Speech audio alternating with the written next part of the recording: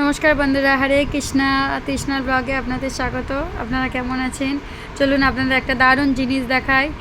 দেখুন, যাদের ঘরে এরকম ধরনের বেসিং আছে, দেখুন বিচ্ছিরি রকমের একটা কালো দাগ পড়ে যায়। বেসিংটা পাথরের মতন, ঠিক পাথরও নয়, কিসের আমি ঠিক জানি না, কিন্তু দেখুন সার্ফ দিলে কিংবা এমনি কসবাইতে ঘষলেও পরিষ্কার হয় না।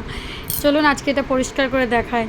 দেখুন, এই যে লিকুইড ব্লিচিং পাউডার দিয়ে কিংবা ব্লিচিং লিকুইড দিয়ে আর একটু ডিটারজেন্ট পাউডার ছড়িয়ে দিলে 10 মিনিট রেখে দিলে তারপরে একটু ব্রাশ দিয়ে কিংবা আপনাদের যদি হাত দিতে অসুবিধা হয় কিংবা ব্রাশ দিয়ে কিংবা হাত দিয়ে একটু ঘষে দিলে দেখুন দারুণ চকচকে একদম পরিষ্কার হয়ে যায়।